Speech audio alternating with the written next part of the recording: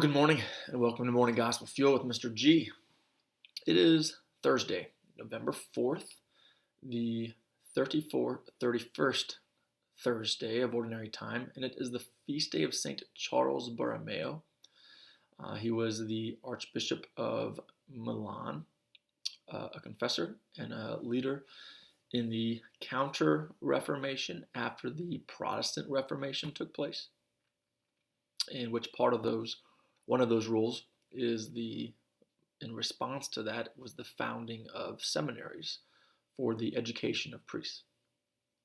So then he's St. Charles Borromeo. He is the patron saint of bishops, catechists, and seminarians.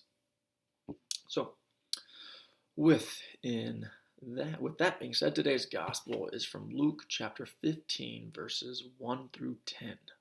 Let's begin in the name of the Father, Son, and Spirit. Amen.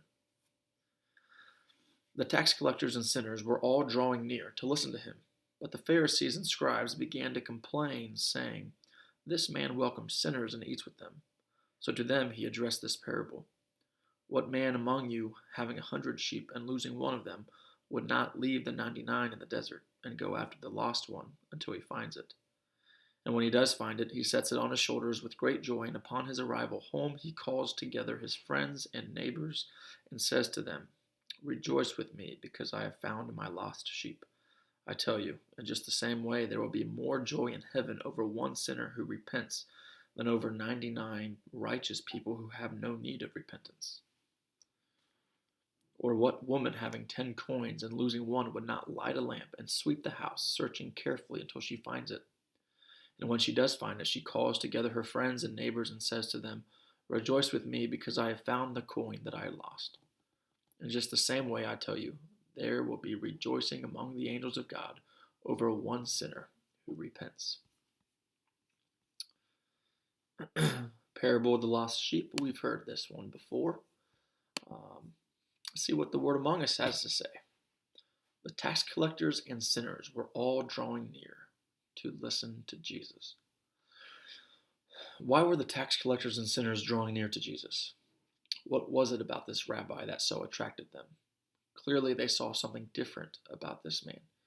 He taught them about how to live in a way that was pleasing to God, but he didn't condemn or reject them.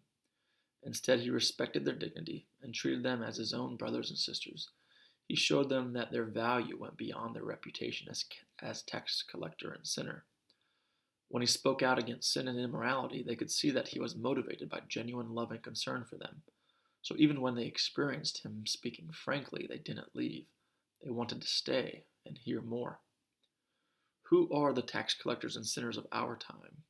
Many of them are the people who don't quite fit into standard categories of who is religious. They may be the folks we tend to ignore or the ones still searching for the Lord. Will they be drawn to us as they were to Jesus? This is something worth reflecting on.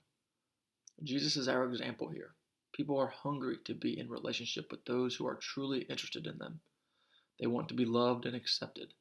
Through our speech and actions, we can draw people to us by honoring their inherent worth and dignity and treating them with respect. That doesn't mean that we have to water down our own faith in order to connect with them, nor do we need to turn a blind eye to some of their choices, but we should always start with love, just as Jesus did. It's not always easy to walk the line of speaking openly about faith or moral issues while also building a relationship. But remember, Jesus lives in you. Count on him to give you both the love to share and the words to say. He wants to draw everyone to himself without exception. That was his mission, and he invites you to join him in it.